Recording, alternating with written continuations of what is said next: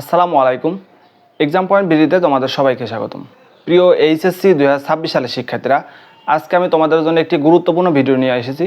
সেটি হচ্ছে তোমরা কিভাবে প্র্যাকটিক্যাল পরীক্ষায় 25-এর মধ্যে 25 পাবে।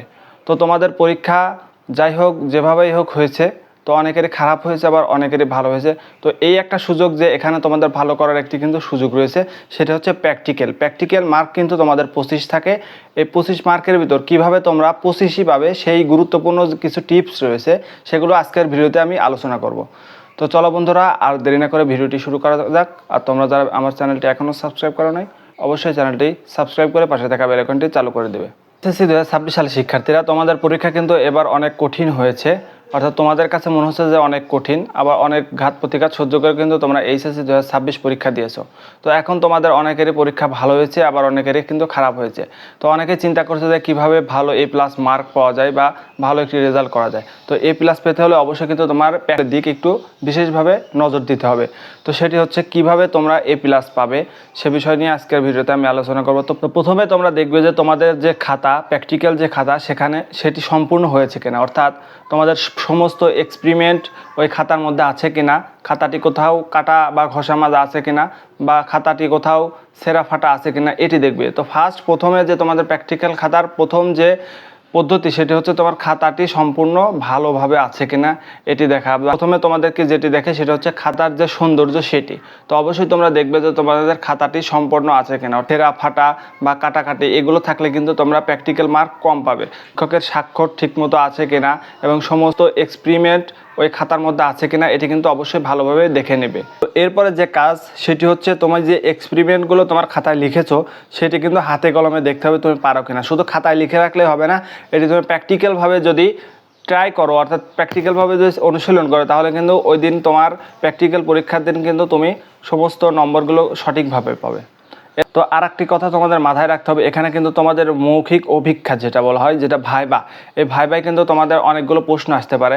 যেমন তুমি এই এক্সপেরিমেন্টের কাজ কি, এই যন্ত্রটির কাজ কি, কোন সূত্র ব্যবহার করেছো এই এক্সপেরিমেন্টে, এই প্রশ্নগুলো কিন্তু তোমাদের যে ভাইবা এখানে কিন্তু আসতে পারে। অবশ্যই এগুলো তোমরা ভালোভাবে পড়ে নিবে, তাহলে কিন্তু তুমি সম্পূর্ণ মার্কটি প্র্যাকটিক্যালে কিন্তু তুমি পাবে। তো এরপর হচ্ছে ডায়াগ্রাম বা চিত্র। তোমাদের প্র্যাকটিক্যাল খাতায় যদি কোনো চিত্র আঁকতে বলে, সেটা কিন্তু অবশ্যই সুন্দরভাবে জায়গা যেন কোনো ঘষা মাজা না থাকে সেই দিকে কিন্তু লক্ষ্য করে তোমাদের এই গ্রাফটি আঁকতে হবে। অবশ্যই তোমরা সুন্দর করে এই গ্রাফটি আঁকবে।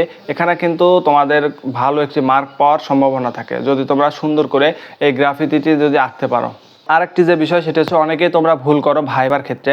সেখানে যদি তোমার কোনো প্রশ্ন শিক্ষক তোমাকে করে, সেখানে যদি তুমি সেই প্রশ্নটি না পারো, সেক্ষেত্রে কিন্তু অনেকে ভুলভাল উত্তর দেওয়ার চেষ্টা করে। তো অবশ্যই তুমি যদি ওই প্রশ্নটি না পারো, সেক্ষেত্রে বলবে যে স্যার বা ম্যাডাম যে এই প্রশ্নটি আমার জানা নেই। তুমি কিন্তু ভুলভাল কোনো প্রশ্নের উত্তর দেওয়ার চেষ্টা করবে না। এখানে কিন্তু শিক্ষকরা আরও তোমাকে পেঁচিয়ে ঘুরে অনেক প্রশ্ন করতে পারে। তো সেক্ষেত্রে তোমরা অবশ্যই যদি প্রশ্নটি না পারো, সেক্ষেত্রে তোমরা সোজাসুজি ভদ্রভাবে বলবে যে স্যার এটা আমার এই মুহূর্তে জানা নেই।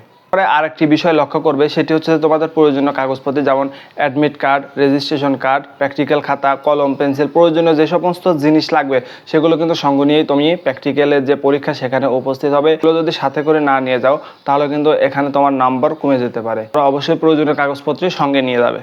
শিক্ষার্থী মনে করে যে তোমরা যদি শুধু প্র্যাকটিক্যাল পরীক্ষায় উপস্থিত হও, তাহলে কিন্তু তোমাদের সম্পূর্ণ মার্ক দিয়ে দেওয়া হয়। এটা কিন্তু আসলে সম্পূর্ণ ভুল তথ্য। প্র্যাকটিক্যালের যদি ভালো মার্ক পেতে চাও, তাহলে অবশ্যই আমি যে নির্দেশনাগুলো তোমাদের দিলাম সবার আগে মেনে চলবে। কারণ এগুলো যদি তুমি না মানো, অবশ্যই কিন্তু তুমি ফুল মার্ক পাবে না। যদি প্র্যাকটিক্যালে ফুল মার্ক পেতে চাও, অবশ্যই আমি যে কথাগুলো বললাম এগুলো মেনে চলার চেষ্টা করবে। তো তোমরা মনে করছো যে তোমাদের শুধু প্র্যাকটিক্যালে পরীক্ষায় উপস্থিত থাকলে সম্পূর্ণ মার্ক পাবে, এটা কিন্তু সম্পূর্ণ ভুল ধারণা।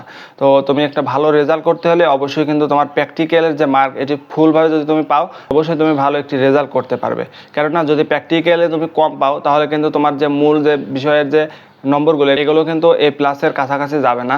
তো যারা A+ পেতে চাও, অবশ্যই প্র্যাকটিক্যাল মার্ক কিন্তু সম্পূর্ণ নেওয়ার চেষ্টা করবে। তো সম্পূর্ণ প্র্যাকটিক্যাল মার্ক নিতে হলে কিন্তু অবশ্যই আমি যে তথ্যগুলো তোমাদেরকে দিলাম এগুলো মেনে চলতে হবে। তো আজকের ভিডিও এ পর্যন্তই। যদি ভিডিওটি তোমাদের ভালো লেগে থাকে, অবশ্যই তুমি তোমার বন্ধুদের মাঝে ভিডিওটি শেয়ার করে দেবে। আর তোমরা যারা আমার চ্যানেলে নতুন, অবশ্যই চ্যানেলটি সাবস্ক্রাইব করে পাশে থাকা বেল আইকনটি চালু করে দেবে, যাতে সবার আগে এক্সাম পয়েন্ট বিডির যে কোনো এইচএসসি আপডেট আসলে তোমরা সেটি দেখে নিতে পারো। তো আজকের মতো ভিডিও এখানে শেষ করছি। আল্লাহ হাফেজ।